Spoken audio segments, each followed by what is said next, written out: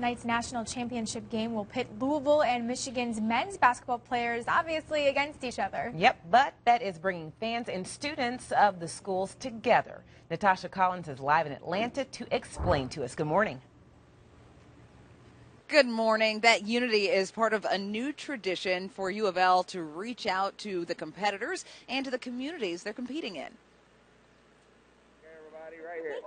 This really has nothing to do with rivalry. It really has something to do with what we're teaching our students on our university campuses, give back to their community.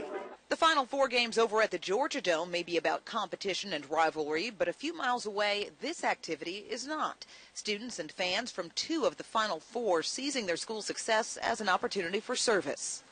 Angel McCautry is one of our prized alums of the University of Louisville, and when we knew we'd be coming to Atlanta, we reached out to the Atlanta Dream, and we had this wonderful opportunity with them to link to Hands on Atlanta. So I got in touch with the Dream because they do a lot of community outreach, and I knew that they would know how to arrange everything. So we're going to pack bags, clothing, things like that, and then Lift Up Atlanta is going to go downtown later on today and pass out the blessing bags to the homeless.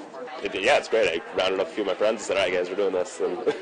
Sorting and bagging the items that will be distributed, the fan volunteers from Michigan and Louisville say the giving to others gives them something in return. It's also a great opportunity for us to get to meet fans from other schools, interact with them, because when you're at the game, you're rooting for your own team, but down here we can kind of see what we have in common. Forging a friendship with like-minded people who feel the same responsibility to reach out. It's really awesome to be able to go into a community they're hosting us and showing us their town and being able to give them back something and make it a little bit better when we leave.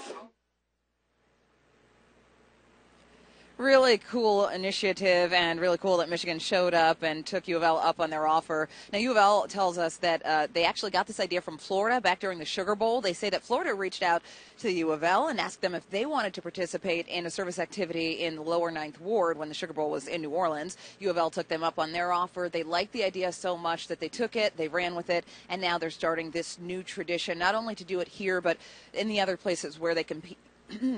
Where they compete. And they said, in fact, that they have a project that they were working on down in New Orleans where the ladies are competing. So they're definitely putting that plan in motion now and excited to be kind of doing this work in these communities. Guys, back to you.